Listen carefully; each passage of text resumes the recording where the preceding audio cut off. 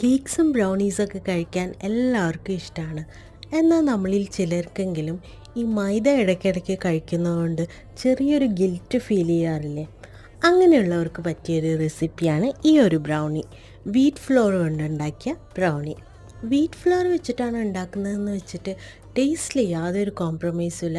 നമ്മൾ മൈദ വെച്ച് ഉണ്ടാക്കുന്നതിനേക്കാളും ടേസ്റ്റ് ഒരുപടി മുന്നിലാണെന്നാണ് എൻ്റെ സംശയം. എന്തായാലും നിങ്ങളിത് ട്രൈ ചെയ്തിട്ടില്ല എന്നുണ്ടെങ്കിൽ തീർച്ചയായിട്ടും ഈ ഒരു റെസിപ്പി ട്രൈ ചെയ്ത് നോക്കുക. എല്ലാം ഞാൻ സ്ക്രീനിൽ കൊടുത്തിട്ടുണ്ട്. പിന്നെ ഈ ഒരു വീഡിയോയിൽ ഞാനൊരു ചെറിയ മിസ്റ്റേക്ക് കാണിക്കുന്നുണ്ട്. ആദ്യം നമ്മൾ പഞ്ചസാര ബീറ്റ് ചെയ്യുന്ന സമയത്ത് ഞാനത് കംപ്ലീറ്റ് ആയിട്ട് മെൽറ്റ് ആവുന്നതിന് മുന്നെയാണ് എഗ്ഗ് ബീറ്റ് ചെയ്തെടുത്തത്. അപ്പോൾ നിങ്ങൾ ഉണ്ടാക്കുമ്പോൾ തീർച്ചയായിട്ടും ആ ഒരു മിസ്റ്റേക്ക് അവോയ്ഡ് ചെയ്യുക. അതുകൊണ്ട് തന്നെ എനിക്ക് ലാസ്റ്റ് ആ ഗ്ലോസി എഫക്റ്റ് എൻ്റെ ബ്രൗണിക്ക് കിട്ടിയിട്ടുണ്ടായിരുന്നില്ല. പക്ഷേ ടേസ്റ്റ് വേറെ ലെവലായിരുന്നു. പറ്റുമെങ്കിൽ വാനില ഐസ്ക്രീം കൂട്ടി കഴിക്കുക കേട്ടോ.